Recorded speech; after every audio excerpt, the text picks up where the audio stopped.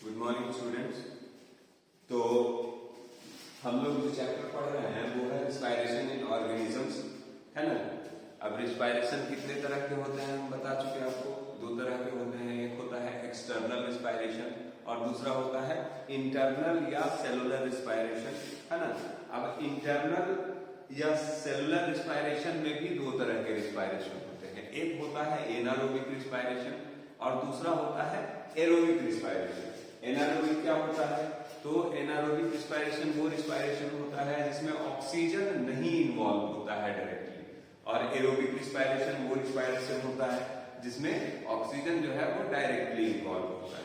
तो इसी में हमने आपको कहा था कि क्या डिफरेंस हो सकता है, उसको हम कुछ पॉइंट वाइज, है ना, ये कर लेते हैं। एरोबिक रिस्पायरेशन सबसे पहले लिखते हैं, और एरोबिक रिस्पायरेशन के क्या क्या प्रॉपर्टीज होते हैं ये मैं आपको समझाता हूँ, है ना। सबसे पहला तो है इट टेक्स प्लेस, इसको आप लिख लेंगे, है ना, ये इंपॉर्टेंट है इस चैप्टर में।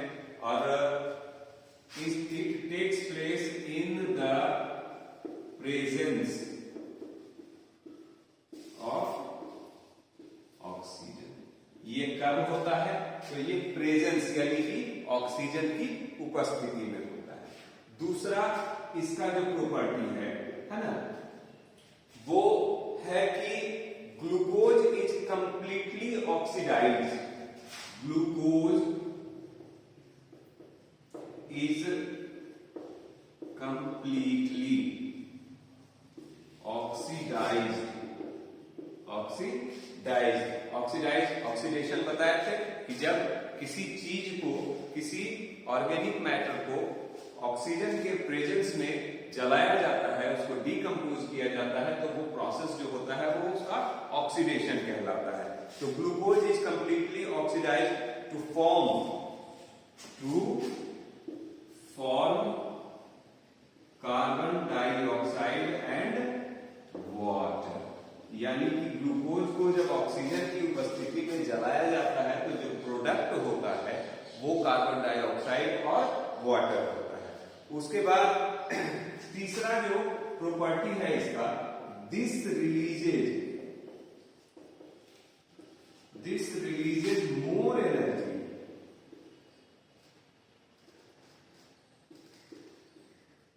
यानी कि ये जो एरोबिक रिस्पायरेशन होता है उसमें एनर्जी का जो प्रोडक्शन होता है, उसका जो अमाउंट होता है वो अधिक होता है किसके मुकाबले? एनारोबिक रिस्पायरेशन के मुकाबले।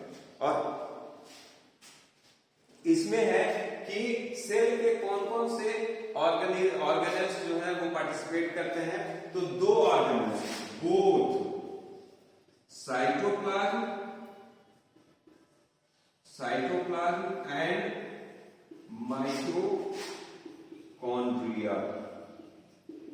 माइटोकॉन्ड्रिया, है ना, इन्वॉल्व इन दिस रिस्पायरेशन।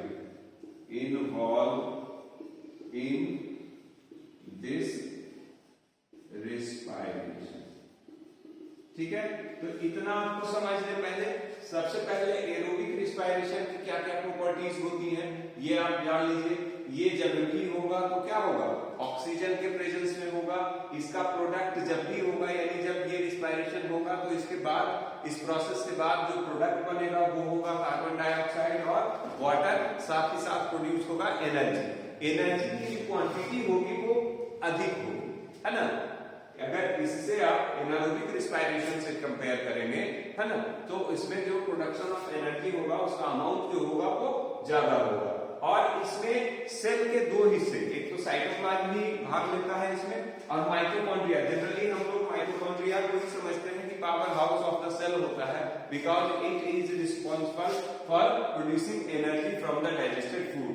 क्योंकि ये माइटोकॉन्ड्रिया ही वो साइट होता है सेल के अंदर, वो जगह होती है सेल के अंदर जहां पे ग्लूकोज को, है ना, ऑक्सीजन की उपस्थिति में ऑक्सीडाइज किया जाता है, जलाया जाता है, तब जाके उससे कार्बन डाइऑक्साइड, वाटर और एनर्जी रिलीज होता है। तो ये तो प्रॉपर्टी हो गई आपकी किसकी?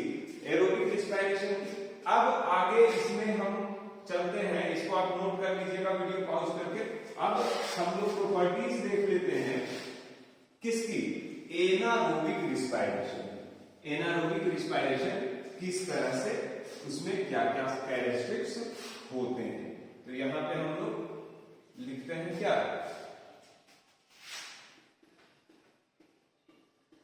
Anaerobic respiration. ठीक है, इसमें भी पॉइंट बना के हम लोग देख लेते हैं। तो सबसे पहला इसमें आपने देखा कि टेक प्लेस है ना, एरोबिक रिस्पायरेशन जो है वो क्या होता है, जब भी होता है तो ऑक्सीजन की उपस्थिति में होता है, इन the presence of oxygen. But anaerobic respiration always happens in the absence of oxygen. जब ऑक्सीजन नहीं उपलब्ध होता है तो वैसी स्थिति में ग्लूकोज को जलाया जाता है ना, तो वो रिस्पायरेशन जो होता है, जो कहलाता है वो एनारोबिक रिस्पायरेशन कहलाता है। तो इसमें पहली प्रॉपर्टी जो होगी, it takes place in the absence of oxygen. सीधा उल्टा हो गया है ना। उसके बाद इसमें चूंकि ऑक्सीजन नहीं है ना, अपने आप से आप भी बना सकते हैं उसके उल्टा, क्योंकि उसमें आपने देखा कार्बन डाइऑक्साइड और वाटर निकलता है उसके प्रोडक्ट के रूप में, क्योंकि कंप्लीटली ऑक्सीडेशन होता है, कंप्लीट ऑक्सीडेशन होता है किसका, ग्लूकोज का, है ना। लेकिन यहाँ चूंकि ग्लूकोज ये ऑक्सीजन नहीं है, इसलिए ग्लूकोज का ऑक्सीडेशन कंप्लीट तो हो नहीं पाएगा, है ना, वो पूरी तरह से जल नहीं पाएगा, है ना। तो ग्लूकोज यहाँ पे क्या होगा कि ग्लूकोज इज पार्शियली मतलब हो गया पूरी तरह से नहीं, आधा अधूरा, है ना, partially oxidise to form alcohol, and alcohol के साथ क्या बनेगा, कार्बन डाइऑक्साइड। तो वहां पे प्रोडक्ट आपने देखा एरोबिक रिस्पायरेशन में कंप्लीट ऑक्सीडेशन के बाद बनता था वाटर और कार्बन डाइऑक्साइड, लेकिन यहाँ पे है ना, क्योंकि कंप्लीट ऑक्सीडेशन नहीं होता है, इसलिए यहाँ का जो प्रोडक्ट होता है वो होता है आपको एल्कोहल और कार्बन डाइऑक्साइड। उसके बाद उसमें आपने देखा कि उसमें बहुत ज्यादा एनर्जी होती है रिलीज लेस एनर्जी, यानी कि क्या बताया थे, कभी कभी ऐसा होता है कि जब हम कोई हार्ड वर्क कर रहे होते हैं, बहुत कठिन काम कर रहे होते हैं, तो ऐसी स्थिति में हमारी एनर्जी की जो रिक्वायरमेंट होती है वो जो होती है बहुत अधिक हो जाती है, और एरोबिक रिस्पायरेशन के थ्रू जितनी एनर्जी प्रोड्यूस कर पाता है हमारा शरीर, वो उसके लिए सफिशिएंट नहीं होता है। तो हमारा सिर्फ उस एनर्जी की रिक्वायरमेंट को पूरा करने के लिए खुद से एनारोबिक रिस्पायरेशन भी शुरू कर देता है, ताकि उससे जो थोड़ी बहुत एनर्जी रिलीज होती है वो दोनों मिला के हमारा शरीर अपनी जरूरत को पूरा कर लेता है ना। तो उसमें जो है वो कंप्लीट ऑक्सीडेशन होता है कोई भी चीज, तभी जैसे आप देखते होंगे, एक इसको आप सिंपल तरीके से ऐसे समझिए कि आप देखते हैं कि कोई चीज तेज लपट के साथ जलती है, लहर के साथ जलती है, और कोई चीज जब जलती है तो वो उसमें से है ना सिर्फ धुआं ज्यादा निकलता है, आग की लपटें कम निकलती है। तो ऐसा कब होता है, आप कोई किसी चीज को जब जलाते हैं और उसको जलने के लिए जब सफिशिएंट अमाउंट में ऑक्सीजन अवेलेबल होता है तब वो तेज लपट के साथ जलती है। लेकिन जब आप किसी चीज को जलाते हैं और वैसी स्थिति में है ना, आप देखते हैं कि लकड़ी का ढेर लगा देते हैं, तो लकड़ी का ढेर जो है वो कभी कभी पूरी तरह से जलता है, कभी कभी नहीं जलता है, उसमें से धुआं ज्यादा निकलता है। तो होता क्या है कि जो कार्बन डाइऑक्साइड गैस जो होता है वो क्या होता है, भारी गैस होता है। कार्बन डाइऑक्साइड गैस भारी होने की वजह से वहीं पे आसपास में नीचे के लेयर्स में क्या करता है, जमा हो जाता है, जो ऑक्सीजन के सप्लाई को कट करता है। चीजों को जलाने के लिए जिस अमाउंट में ऑक्सीजन चाहिए उस अमाउंट में वहां पे ऑक्सीजन उसको मिल नहीं पाता है, और जब प्रॉपर अमाउंट में ऑक्सीजन नहीं मिल पाता है तो वो जो है वो पूरी तरह से जल नहीं पाता है। तो सेम यहाँ पे होता है कि आपको चूंकि ऑक्सीजन के बिना यहाँ पे ऑक्सीडेशन हो रहा है ना, और ये जो है इसमें माइटोकॉन्ड्रिया इन्वॉल्व नहीं होता है, दिस जो है टेक्स प्लेस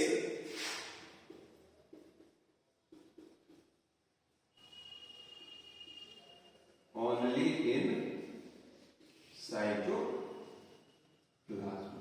तो ये है ना माइटोकॉन्ड्रिया में नहीं होता, क्योंकि माइटोकॉन्ड्रिया में क्या होता है, एरोबिक रिस्पायरेशन होता है, कंप्लीट ऑक्सीडेशन ऑफ ग्लूकोज होता है ना। इसलिए उसमें साइटोप्लाज्म और माइटोकॉन्ड्रिया दोनों इन्वॉल्व होते हैं, लेकिन यहाँ पे माइटोकॉन्ड्रिया इन्वॉल्व नहीं होता है, यहाँ पे सिर्फ और सिर्फ साइटोप्लाज्म इन्वॉल्व होता है, ताकि है ना ये चूंकि समझिए कि आप इसको कि ये एडिशनल सप्लाई है, एडिशनल सप्लाई हमारे शरीर की अगर बात करें है ना, तो अतिरिक्त आपूर्ति है जो हमको जरूरत जिस समय हो रही है हमको उस समय है ना, उसकी जरूरत को पूरा करने के लिए ये प्रोसेस होता है। इसलिए ये रेगुलर होने वाला एक्टिविटी आपके बॉडी में नहीं है। आपके बॉडी में रेगुलर होने वाला जो एक्टिविटी है वो एरोबिक रिस्पायरेशन है। जब आप रेस्ट की पोजीशन में होते हैं या continuous work but steady work करते रहते हैं, तो आपका शरीर जो है अपनी रिक्वायर्ड एनर्जी जो भी उसको चाहिए होती है उसको वो एरोबिक रिस्पायरेशन के थ्रू फुलफिल कर लेता है।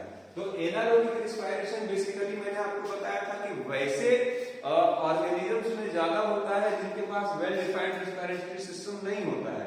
एग्जाम्पल में जितने भी आपके यूनिसेलुलर ऑर्गेनिजम्स हैं, जो भी आपके यूनिसेलुलर ऑर्गेनिजम्स हैं, उन सारे के सारे जंतुओं में जो होता है वो एनारोबिक रिस्पायरेशन होता है। और इसलिए चूंकि इनका ग्रोथ है ना बहुत तेजी से होता है, जितनी तेजी से होता है ये आपके आसपास के माहौल में हर जगह मौजूद होते हैं ये माइक्रो ऑर्गेनिज्म है ना। तो इस तरह से तो डिफरेंस आपको समझ में आ गया। एरोबिक रिस्पायरेशन और एनारोबिक रिस्पायरेशन का डिफरेंस आपको अगर लिखने के लिए आ जाए कि right the difference between aerobic respiration and anaerobic respiration, तो आप ये दोनों पॉइंट को एक लाइन खींच के इधर एरोबिक रिस्पायरेशन इधर एनारोबिक रिस्पायरेशन। अगर आपको क्वेश्चन कई तरह से आ सकता है कि right the characteristics of aerobic respiration, aerobic respiration के गुण बताइए या प्रॉपर्टीज बताइए।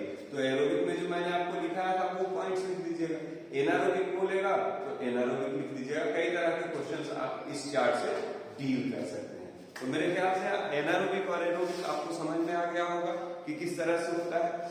अब ये तो बात कर रहे थे हम लोग की ह्यूमन बीइंग्स में है ना किस तरह से या एनिमल्स में किस तरह से रिस्पायरेशन होता है। अब हम लोग बात करते हैं कि रिस्पायरेटरी सिस्टम इन प्लांट्स।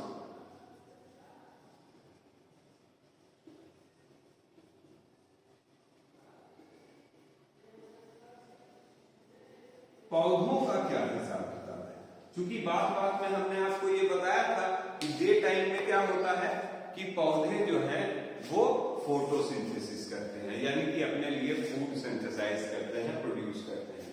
लेकिन रात के समय जब उनको नहीं मिल पाता है सूरज का रोशनी, तो उनका फोटोसिंथेसिस का प्रोसेस रुक जाता है।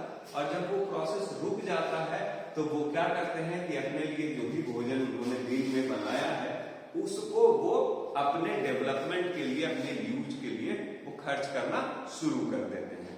तो उसमें भी रिस्पायरेशन के थ्रू ही वो काम होगा, क्योंकि वो फूड जो उन्होंने बनाया है ना। आप जानते हैं कि पौधे के जो पत्ते होते हैं, पौधे के पत्तों के जो लोअर सरफेस होता है उसमें बहुत स्मॉल स्मॉल ओपनिंग्स होता है, जैसे हमारे बॉडी में होता है ना। आपने रिस्पायरेशन में ये भी पढ़ा है कि बहुत सारे ऐसे इंसेक्ट्स होते हैं जो अपने बॉडी सरफेस के थ्रू क्या करते हैं, रिस्पायर करते हैं, सांस लेते हैं, गैसेस एक्सचेंज करते हैं। तो पौधों में ही भी है ना, ज्यादातर पौधों में गैसियस एक्सचेंज के लिए यानी कि सांस लेने के लिए आप कह सकते हैं, तो पौधे के लोअर सरफेस में बहुत टीनी पोर्स या होल्स होते हैं जिसको हम लोग स्टोमेटा कहते हैं। उन्हीं स्टोमेटा से जो रिक्वायर्ड एक्सचेंज होता है गैसेस का वो पौधे करते हैं। दिन के समय कार्बन डाइऑक्साइड को एब्जॉर्ब करना है, ऑक्सीजन को रिलीज करना है, तो उन्हीं के थ्रू, और रात के समय कार्बन डाइऑक्साइड को रिलीज करना है, ऑक्सीजन को एब्जॉर्ब करना है, तो उन्हीं के थ्रू, है ना।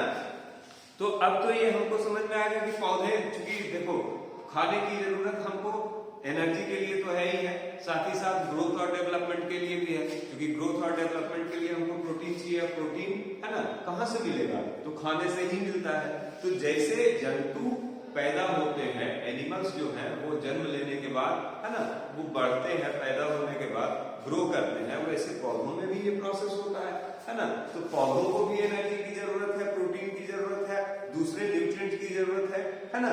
तो रिस्पायरेशन जो है पौधों में भी एक बहुत इंपॉर्टेंट फंक्शन बन जाता है, जिससे कि वो अपने सर्वाइवल को कंटिन्यू करते हैं। तो किस तरह से होता है इसमें, तो पौधों में जो फूड प्रोड्यूस होता है ना, वो जनरली स्टार्च के फॉर्म में क्या होता है, ग्लूकोज का ही आपने पीछे की क्लासेस में पढ़ा होगा कि ग्लूकोज जो है कार्बोहाइड्रेट मेनली कह लीजिए कि कार्बोहाइड्रेट जो है वो कई फॉर्म्स में पाया जाता है, मोनोसैचराइड्स के फॉर्म में पाया जाता है, ऑलिगोसैचराइड्स के फॉर्म में पाया जाता है और पॉलीसैचराइड्स के फॉर्म में पाया जाता है। तो पॉलीसैचराइड का ही एक फॉर्म होता है starch, which is also a type of carbohydrate and it is also used to produce energy by the process of oxidation, है ना।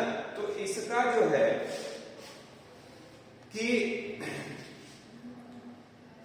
जैसे हम यहाँ पे हमारे पास हमारा जो प्रोडक्ट होता है, आपने देखा होगा कि ग्लूकोज होता है, ग्लूकोज को ऑक्सीजन के साथ जलाते हैं, लेकिन यहाँ पे हम पौधों में किस चीज को जलाएंगे, स्टार्च को, स्टार्च प्लस ऑक्सीजन, है ना।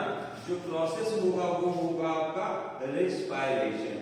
क्या होगा, रेस्पायरेशन। तो इसका प्रोडक्ट जो होगा वो सेम होगा, कार्बन डाइऑक्साइड, है ना, प्लस वाटर प्लस एनर्जी। ठीक है, बात समझ में आ गई, है ना। तो ये सेम चीज है। अब देखो हम लोग जैसे करते क्या है कि दो चीजों पर आप ध्यान दीजिए। फोटोसिंथेसिस का फॉर्मूला होता है CO2 प्लस H2O, है ना, इन द प्रेजेंस ऑफ सनलाइट, और उसके बाद क्लोरोफिल। ठीक है, तो इसका प्रोडक्ट होता है ग्लूकोज और ऑक्सीजन।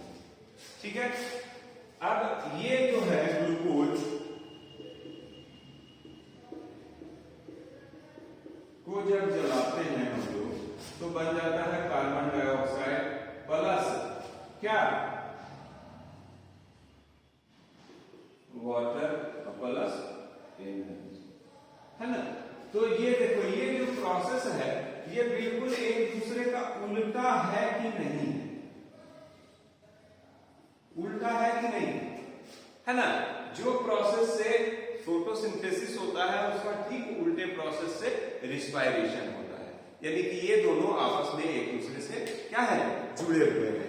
तो पौधे जो है वो सांस लेते हैं कैसे, आपको मेनली हम बता दिए कि स्टोमेटा जो होते हैं उनके पत्तों के जो लोअर साइड में, है ना, वो होता है उसके वजह से, और उसके बाद इसी से वो एक्सचेंज करते हैं अपने गैस को, और उसके बाद अलग अलग पौधों में जो है अलग अलग तरीके से रिस्पायरेशन होता है। Most of the plants respire through their leaves, but some of the plants which do not bear leaves can respire through their stems also, and some of the plants which are not able to respire through their leaves and stems can respire through their roots. तो पौधे में जैसे हमने देखा, जंतुओं में हमने देखा है कि अलग अलग तरीके से सांस लेते हैं। We respire through lungs, हम लोग लंग्स से सांस लेते हैं, मछलियां गिल से सांस लेती हैं, केचुए अपने मॉइस्ट स्किन से सांस लेते हैं, अलग अलग तरीके से, है ना। बहुत सारे इंसेक्ट्स होते हैं, उनके बॉडी में बहुत सारे स्पाइरकल्स होते हैं, छेद होते हैं बहुत महीन महीन, है ना, उनसे वो सांस लेते हैं। तो पौधों में भी ये जो प्रोसेस होता है वो अलग अलग हो सकता है। क्योंकि आप देखते हैं बहुत सारे ऐसे पौधे हैं, पत्ते तो जनरली सारे पौधों में होते हैं, लेकिन कुछ पौधे ऐसे हैं जिनमें पत्ते नहीं होते। जैसे आप एग्जांपल ले लीजिए कैक्टस का, पत्ते होते हैं, नहीं होते, है ना। पत्ते होते भी हैं तो उनके पत्ते जो होते हैं वो मॉडिफाइड स्पाइन्स होते हैं, वो जो कांटे जो आपको दिखते हैं वो एक्चुअली उसके पत्ते हैं, है ना। तो वैसी स्थिति में कैक्टस क्या करेगा भाई, कहां से सांस लेगा, तो वैसी स्थिति में वो फोटोसिंथेसिस भी करता है अपने स्टेम से और रेस्पिरेशन भी करता है अपने स्टेम से। मैंग्रोव प्लांट्स जो होते हैं, जो जनरली मार्सी एरियाज में डेवलप होते हैं, बहुत घने होते हैं, बहुत घने, है ना। तो बहुत घने होने की वजह से उसको एटमॉस्फेयर से रिलीज नहीं, वो गैस जो है वो आसानी से मिल नहीं पाता है, क्योंकि पत्ते जो होते हैं या ब्रांचेस जो होते हैं वो एकदम ओवरलैप होते हैं एक दूसरे की वजह से। तो वैसी स्थिति में उनको अब ऑक्सीजन चाहिए या कार्बन डाइऑक्साइड चाहिए, तो कहां से लेते हैं, तो उनमें से कुछ एडिशनल रूट्स डेवलप होते हैं, है ना, जो कि बाहर जमीन से बाहर आके वो इंडिपेंडेंटली खड़े रहते हैं, और उनका काम ही सिर्फ यही होता है कि वो एटमॉस्फेयर से जो रिक्वायर्ड गैस है उसको वो एब्जॉर्ब कर सके। तो एक एक करके हम लोग देखेंगे कि पत्तों से कैसे करते हैं, रूट्स से कैसे करते हैं और स्टेम्स से कैसे करते हैं, कौन, पौधे। सबसे पहले हम लोग देख लेते हैं कि रूट्स से कैसे करते हैं। ध्यान से सुनना, कुछ ऐसा लिखने नोट करने लायक है नहीं, है ना, तो ध्यान से सुनना। कुछ रूट्स जो होते हैं उसमें आप देखते हैं कि बहुत पतले पतले बहुत सारे उसमें हेयर्स होते हैं, जिसको हम लोग रूट हेयर कहते हैं। पढ़ा होगा आपने कि रूट हेयर किसको कहते हैं, तो रूट्स में जो बहुत पतले पतले फाइबर्स पाए जाते हैं उसको हम लोग रूट हेयर कहते हैं, है ना। और ये जो है रूट हेयर्स ये क्या करते हैं, तो ये एडिशनल सपोर्ट एक तो पौधों को देते हैं, उसके बाद ये सॉइल में स्प्रेड आउट होते हैं, फैले हुए होते हैं। क्यों फैले हुए होते हैं, है ना, तो ऐसा होता है कि बहुत सारे पौधे ऐसे होते हैं, जब आप जानते हैं कि मिट्टी में भी गैसेस पाए जाते हैं, ऑक्सीजन जो है एडिक्वेट अमाउंट में पाया जाता है मिट्टी के अंदर, है ना। तो ऑक्सीजन होता है, इसलिए तो आप जब किसी सीड को आप प्लांट करते हैं जमीन के अंदर, तो वो वहां से क्या होता है, जर्मिनेट होकर एक नए प्लांट के रूप में डेवलप हो जाता है। तो मिट्टी के अंदर भी होता है गैस, है ना। और वो वही रूट हेयर्स जो होते हैं, वो जब ऊपर से उनकी रिक्वायरमेंट पूरी नहीं हो पाती है, तो वो मिट्टी के अंदर के गैसेस को क्या करते हैं, एब्जॉर्ब करते हैं और अपनी जरूरत को पूरा करते हैं, है ना। तो रूट हेयर जो है वो उस ऑक्सीजन को या कार्बन डाइऑक्साइड को, है ना, ये करते हैं, वो एब्जॉर्ब करते हैं या रिलीज करते हैं, है ना। और उसके बाद जो एब्जॉर्प्शन होता है वो आपका यहाँ रूट्स के थ्रू ही होता है, गैसेस का एब्जॉर्प्शन रूट्स के थ्रू ही होता है, और उसका रिलीज भी जो होता है वो रूट के थ्रू ही होता है। उसके बाद पत्तों से हम लोग देखते हैं कि पत्ते से, लीफ से रिस्पिरेशन बाय लीफ जो प्लांट्स है वो कैसे होता है, तो इसके बारे में आपको मैंने शुरू में बताया, है ना, कि पत्ते जो होते हैं उसका निचला जो सरफेस होता है, लोअर सरफेस जो होता है, उसमें बहुत छोटे छोटे छेद पाए जाते हैं, है ना।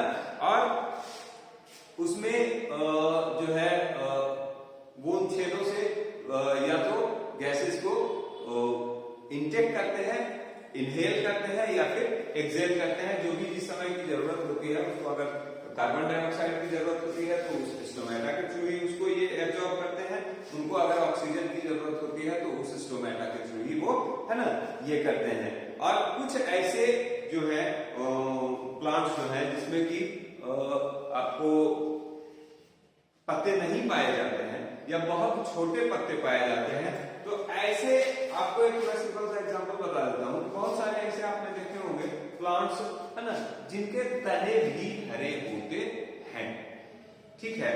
तो जिन पौधों के तने हरे होंगे, इसका मतलब है कि हरे होने का तो एक ही कारण होता है पौधों के, है ना, कि उसमें क्या है, क्लोरोफिल है। और किसी प्लांट का कोई पार्ट अगर हरा है, दैट मीन्स कि वहां पे क्लोरोफिल है, और if there is chlorophyll present, then the process of photosynthesis will surely happen at that place. उस जगह पे फोटोसिंथेसिस होगा ही। तो फोटोसिंथेसिस के लिए फिर आपको देखिए क्या चाहिए, तो कार्बन डाइऑक्साइड चाहिए। तो इस कार्बन डाइऑक्साइड को एब्जॉर्ब करने के लिए वहां पे छोटे छोटे छेद, वही छेद जो आपको पत्तों में पाए जाते हैं, वही सारे छेद आपको यहाँ भी पाए जाएंगे, है ना। तो ये हो गया आपका respiration through stems in plants. अब इसके बाद हम लोग ये सारी चीजें आपको समझ में आ गई होंगी, है ना। उसके बाद अब हम पढ़ेंगे कि हमारे अंदर, मनुष्य के अंदर जो है वो रिस्पायरेटरी सिस्टम किस तरह से काम करता है ना। हम लोगों का सिस्टम किस तरह से काम करता है, कौन कौन से ऑर्गन्स इन्वॉल्व होते हैं, किस तरीके से वो काम करते हैं। उसके बाद जानवरों में किस तरह के अलग अलग जंतुओं में जो गिल्स से रिस्पायर करते हैं, जो स्किन से रिस्पायर करते हैं, उनमें ये सिस्टम किस तरह से काम करता है, इस चैप्टर के आगे में हम लोग देखेंगे, जो कि इस चैप्टर का लास्ट पॉइंट होगा हमारा। तो आज के लिए इतना ही रखते हैं, मिलते हैं फिर अगले क्लास में अगली नई चीज के साथ। तब तक के लिए टेक केयर, गुड बाय।